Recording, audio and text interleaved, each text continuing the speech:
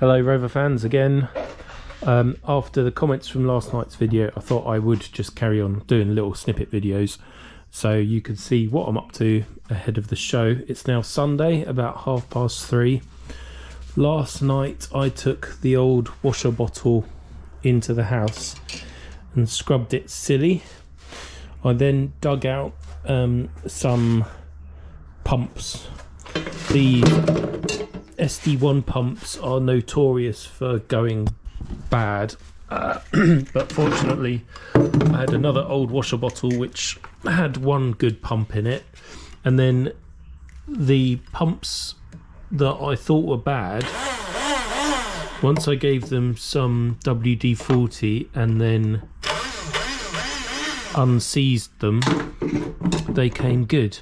When I mean unseize, if these are removed from the unit, do I have one? I don't think I do. But anyway, if you pull them out of the unit, you can get a pair of thin needle nose pliers on the top of the inlet, and you can turn it, and that directly is connected to the windings or stator, commutator, whatever in there, and if you wazz it around long enough you can break the crap down so it'll start working again.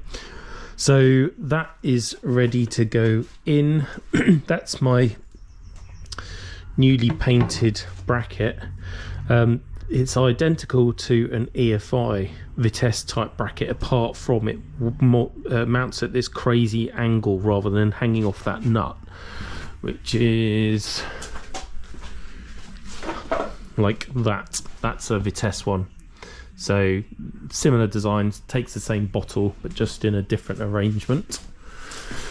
So that's what I've been doing. I've then been digging out the hoses and routing those. That one runs through the wing down to the washer bottle here. This one goes up to the tailgate. Both of them have the non-return valves on, but those are the things I'm just trying to clear and check now. Checking them with, well, clearing the pipe with the infill of an old windscreen wiper blade. These are so handy for making improvised picky pokey stabby tools because it's spring steel, it's stainless, and you can bend it without it snapping, which is pretty cool. So that's what I'm doing. My next plans are to continue working in this area. I need to fit the bonnet release cable, find the bolts that go through and hold this on there. It should have a metal bar across the front, but that's gone missing somehow. And I need to wire up my Vauxhall Vivaro wiper motor to fit into there. The only annoying thing is that on this car, because this was bolted in before I put my fiberglass bonnet insulation panels in. These ones, I don't know if you've watched the earlier videos, but I actually made these out of fiberglass and then put foam on the back and textured underseal on the front, so they look like the original foam, but they're not. They're actually fiberglass. But anyway, long story short, I can't get that bracket out now because this is bolted on before them, which means fitting the wiper linkage with the motor is a complete twat. In fact, you can't do it. So I need to be able to put the linkage in, then bolt the Vauxhall Vivaro motor to the linkage once it's already in the car, which is going to be complicated, but that is what I shall do. But yeah, next thing really is to continue rodding these hoses and the one-way valves, make sure they all work, and then we'll carry on to the next bit. This is the original Rover SD1 wiper linkage. That is the Vauxhall Vivaro wiper motor. I can't remember the guy's name, but basically a guy posted up that he and another chap had modified the Vivaro wiper to work really effectively on the SD1 frame. Apologies, I might try and put the name in the description because big thanks to them. I did a previous bit of video where I did name drop them and did the modifications, but I can't remember what happened to that footage. Anyway, long story short, I now need to cut that connector off, fit my own 6-pin connector like that and that, with the male and female pins and the weatherproofing strips, and then fit the opposite end to the car's loom, and then we should be good. These are Deutsche clips, Deutsche fasteners, or Deutsche connectors. I've never used them before, but apparently they are quite favoured. What some people prefer to do is wear these clips, but basically people say that the connectors are brilliant, but what you want to do is swap out these kinds of pins for pins that, rather than having tabs which fold over and crush, the whole part is a tube and you slide the wire into the tube and then crush the tube. I don't have those, so I'm just going to make do with these, and hopefully my wire cutters and crimps will be sufficient to make them secure, and if they're not, then I'll try and put a tiny dab of solder on there. But I'll get myself set up, have an experiment, and then report back.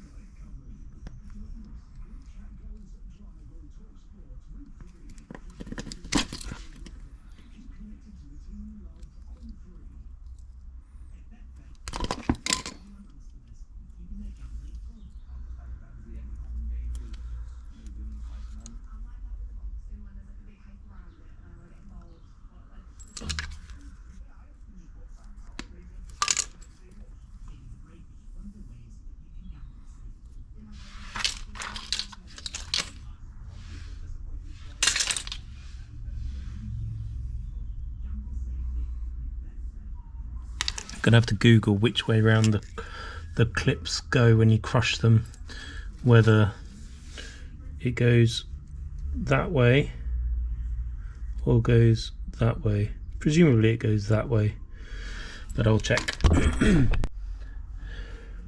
Found a rather nice set of images like that.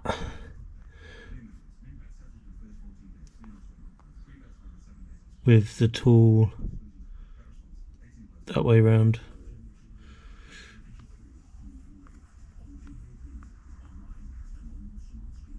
So that's what we're aiming for. The sheath held by that bit, terminals or wire conductor held by that bit. Let's give it a go.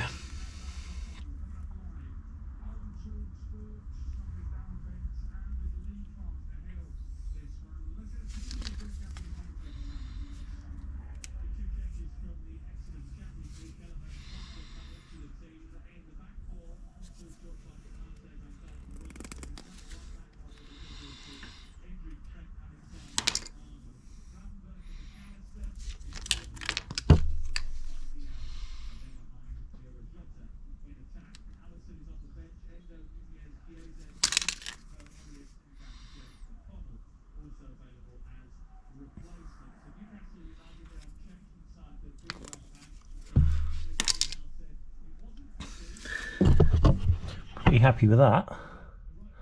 That's not going anywhere for sure. Cool. Right, well, more of that to continue. The other thing I'm kind of pleased with so far is access is not brilliant in the scuttle panel to the original wiring. So it's down here, but I can, once I've cut this off, I can pull all that through, and then I can lay it out on a piece of board here or something and do it neatly. So I shall crack on, and I won't bother recording much of this because it's probably not very interesting.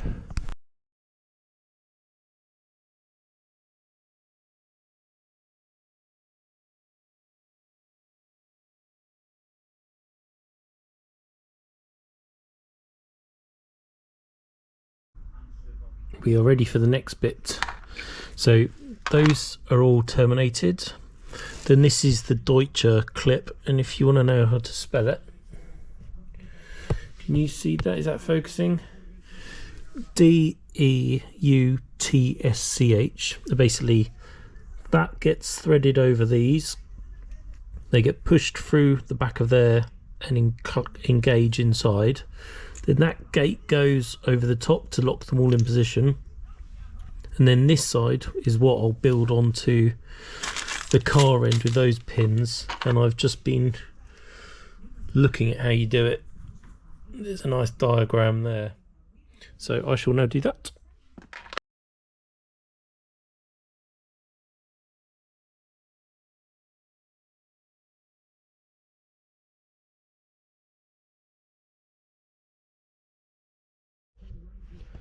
So that is one end assembled. We now need to do the car end, which is these guys. So let's go and get set up. I'm now set up over here. I've pulled the wiring through. That's that lot. This is protecting the paint. I now need to do exactly the reverse, and these are the codes for the wires. So I need to make sure I follow that. And that is the gentleman that I have to thank for this, from the Rover SD1 club. His mate, I think, helped him with it as well, but I can't remember his name. But David Lawley was the guy who posted up about this, and I know a few other people have done exactly the same, followed suit. Basically, the original wipers on these are a little bit suspect, particularly with aged motors. It's not always the motor's fault. The power runs through the loom, through the switch, and then back out to the motor, so there's lots of potential for voltage drops. But these little motors seem to be quite a lot more powerful. There is a question as to whether this is suitable for the application, because the Vivaro, I think, gets power switched to it in another way. I don't know, some sort of clever electrical stuff that another chap in the club was going on about. Way over my head. All I know is I've seen videos of people doing this and it working, so I'm going to copy them.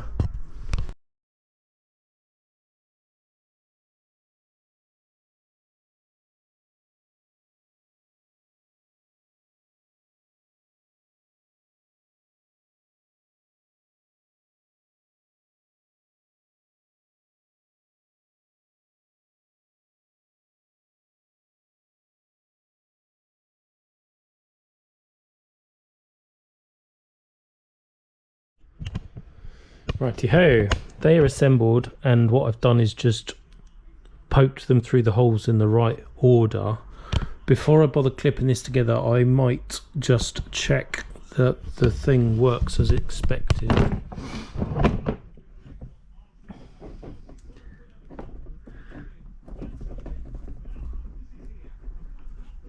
Right.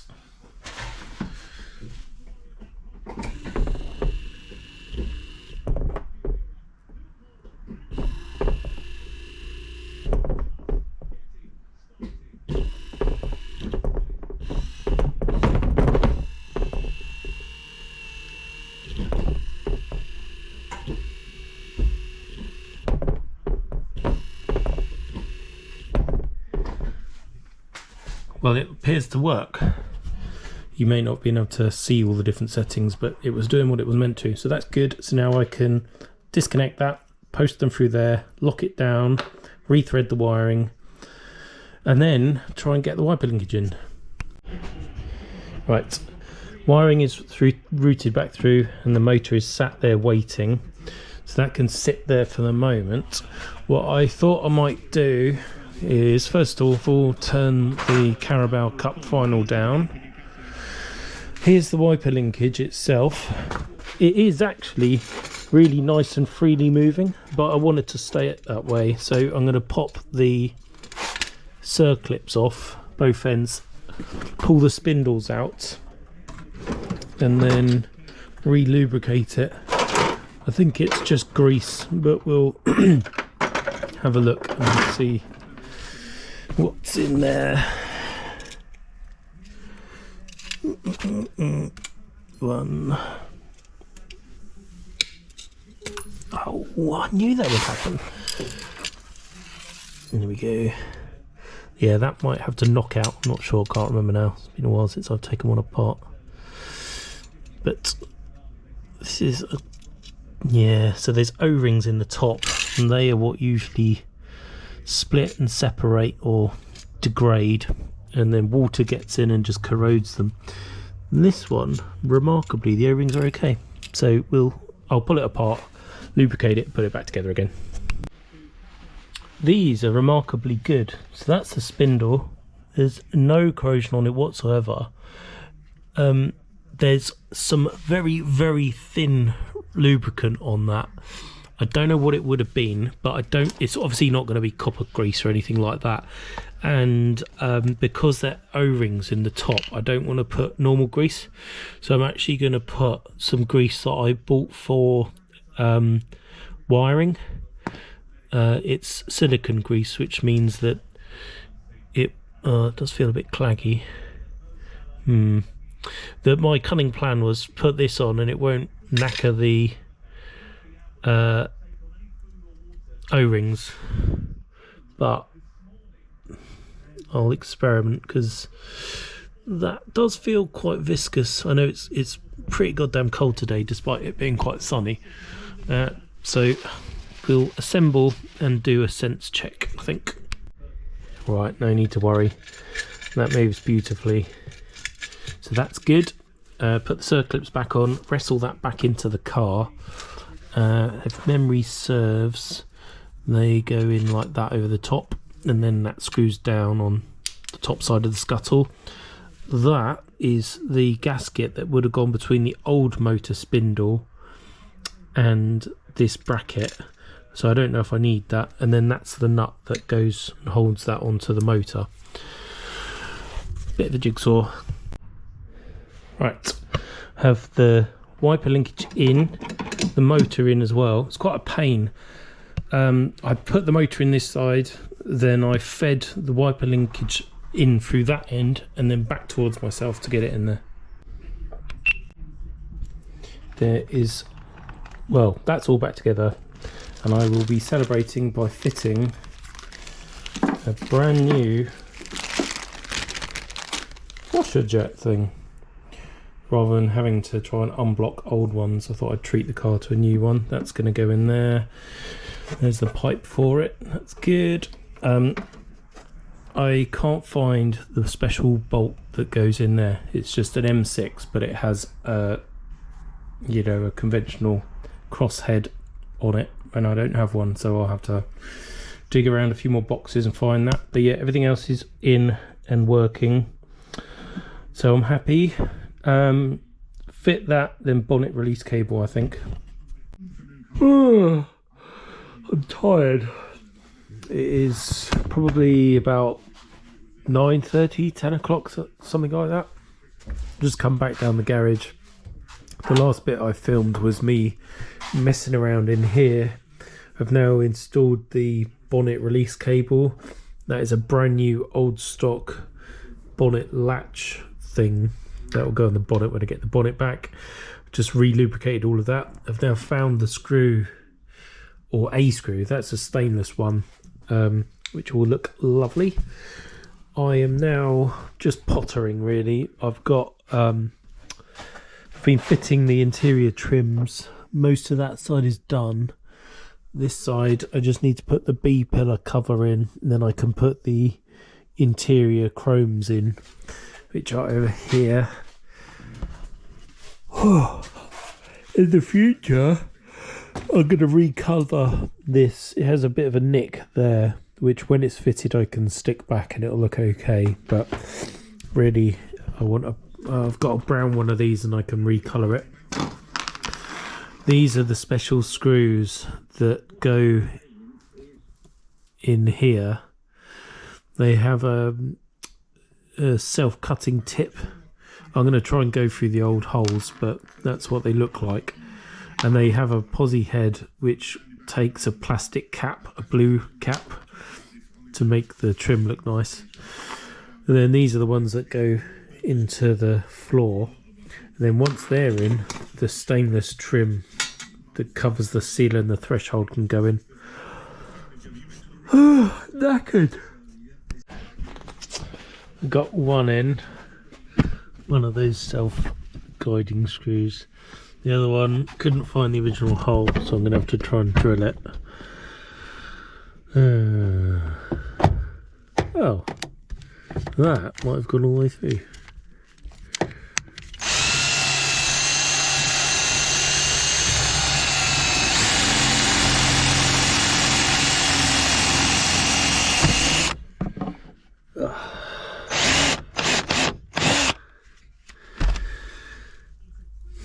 It's all this sort of stuff that takes for goddamn ever.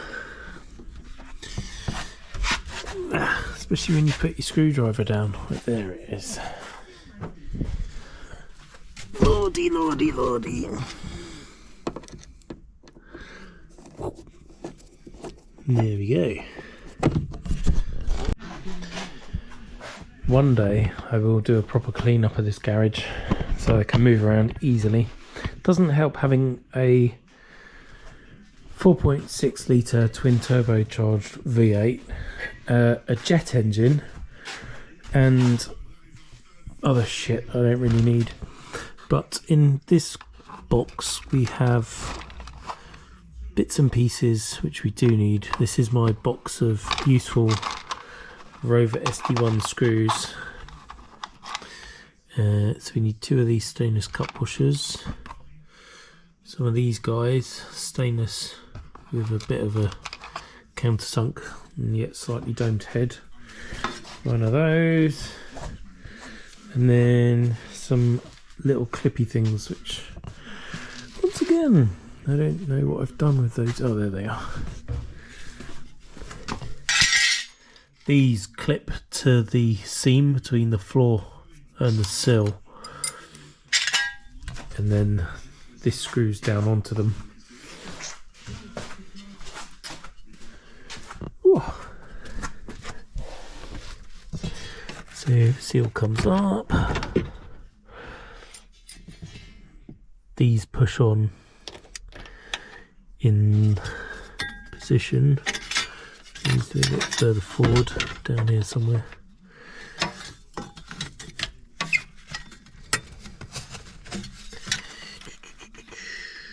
Something like that.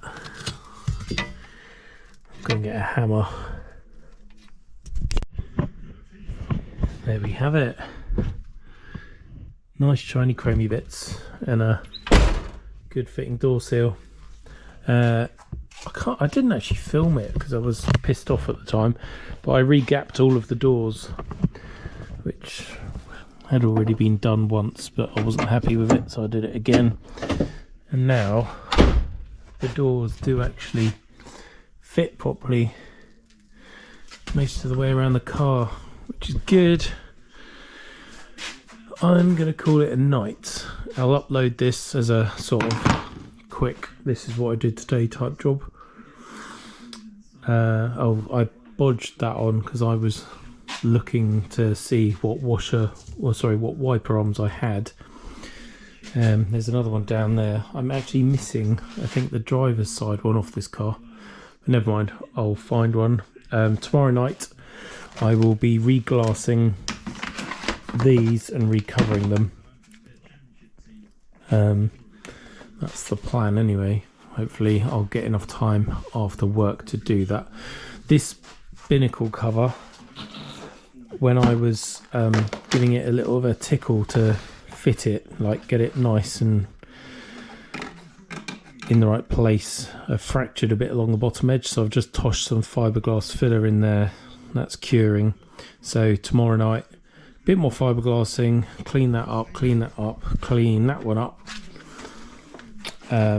and then they can be recovered and go back in the car as a temporary measure, but that's the plan. Right, night night.